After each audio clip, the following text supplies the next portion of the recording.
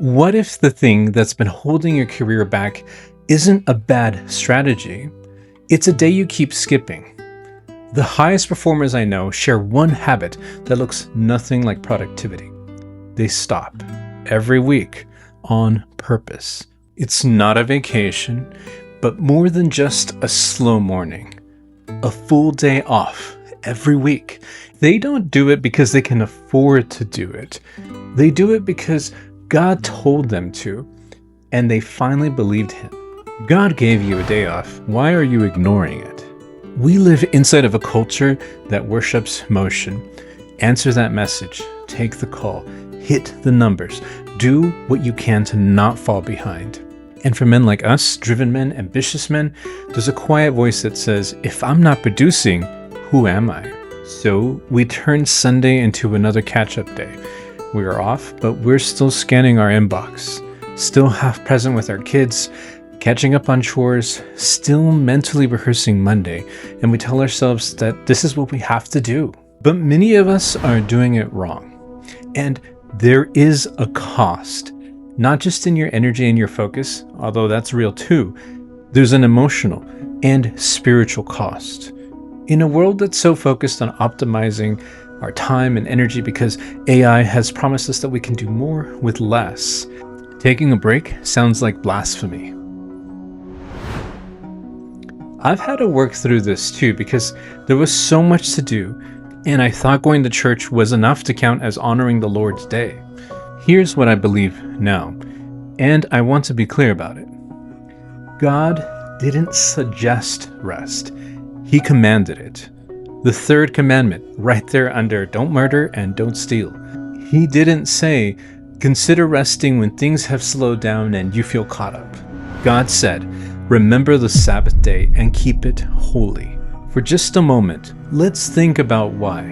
In the creation story, God builds everything, all matter and energy that will ever exist. He speaks into existence, and then bang. The heavens, the earth, the seas, creatures, man, all created in 6 days. Maybe not literally, but let's just say 6 days for him. And then God stops. It wasn't because he couldn't handle it, because he's omnipotent. God was modeling for us. He was establishing the rhythm of rest into the fabric of creation.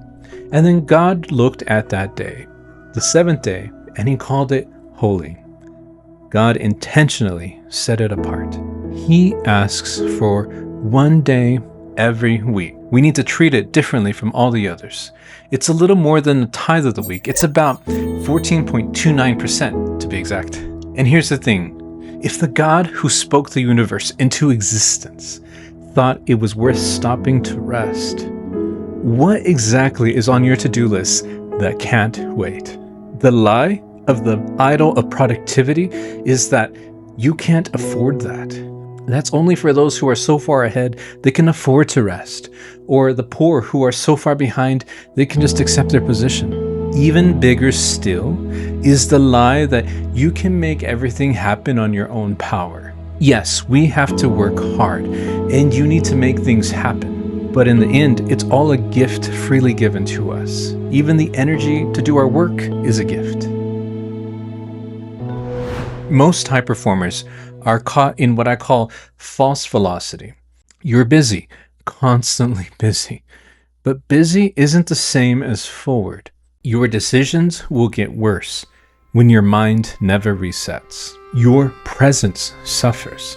Your patience disappears. You're still reacting instead of leading. You slowly, almost invisibly, you lose your sense of why you're working this hard, why it all matters, what it's all actually for. Now here's an example I've loved to see modeled through my friends that are Orthodox Jews. I lived for 4 years in one of their neighborhoods. They are a culture that knows productivity. They build businesses. They lead industries. They raise strong families. They are relentlessly productive. And every single week, from sundown Friday to sundown Saturday, they stop for Shabbat. Phones are put away. Work is paused. Life slows down. They've been doing this for thousands of years.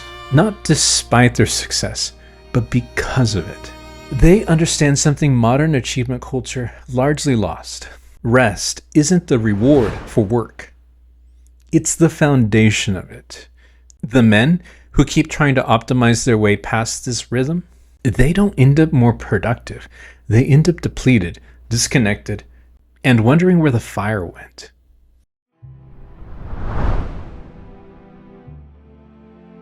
So what does honoring the Sabbath actually look like for a man like you in today's world? We need to look beyond theory. Real life on any given Sunday. I want to paint you a picture.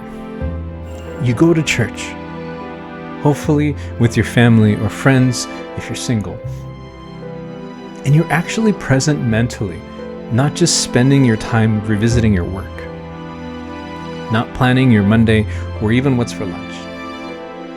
You sit in the pew and receive. You let yourself be a son, not a CEO, not a provider, not a fixer, just a son in his father's house. You sit at the table with your family and you eat slowly. You laugh. You ask your kids what's on their mind and you actually listen. You don't need to check your phone constantly. The whole family benefits when a man is the most present person in the room. You find time to call a friend and connect. Not because you need something or want to network, just because he's your brother and you've missed him, and that matters.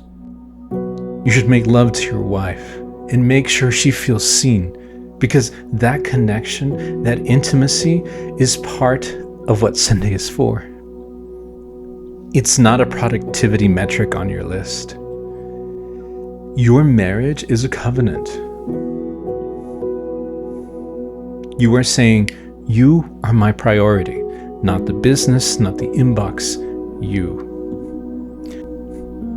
You play with your kids on the floor. You become the toy for them. You run around. You laugh until it's dumb. You model for them our good Heavenly Father. They get to see a version of their dad that isn't tired or distracted. A father who is unmistakably there. And at the beginning or the end of your day, you get to find some minutes of silence. You sit with God, not asking for your long prayer list, just being still. And in that stillness, you remember who you actually are. You are His son, and you are loved just for being who you are, because no one person deserves this break more than another person based on their performance this week. You are not your revenue, your role, or even your reputation. You are a son. You are loved by God the Father, generously, completely, without condition. This is the secret of the Sabbath. While we work during the week, Sundays should do the work on us. It doesn't just reset your body, it resets your identity. For 6 days, you produce, you lead, you provide, you perform. And that's good, because God looked at you and said, you are very good. You are living your calling. But on the 7th day, you remember that your worth doesn't come from any of it. You already have value, not because of what you've built, not because of what you've earned, not because of what you produced this week, but because of whose you are. And if you can't sit still for a day, if rest makes you this anxious, if you feel this guilty not being productive, I want to point out that that's not discipline. That's a kind of slavery. And you were not made for that. You were made for freedom. The Sabbath is God's reminder every single week that the weight of the world is not yours to carry. He's got it. He's got the whole world in His hands. You can put it down for a day. Here's what I want to leave you with. I'm not trying to take you on a shame trip. This isn't supposed to be a theological argument. I'm offering you an invitation, a kind of challenge. For the next 4 weeks, I want you to try it out and actually honor it No work. No dabbling in work. No pretending. Go to church. Eat with your people. Connect with your friends. Be present with your wife. Play with your kids. Sit in the quiet and see what happens. Because I think you'll find something most men spend their entire careers chasing, but never find because they were too busy to receive it. This life is slipping by. Every day that passes is one day less that we get to do this well. I beg you, don't let years pass worshiping the idol of productivity at the cost of enjoying the blessings that you were given today.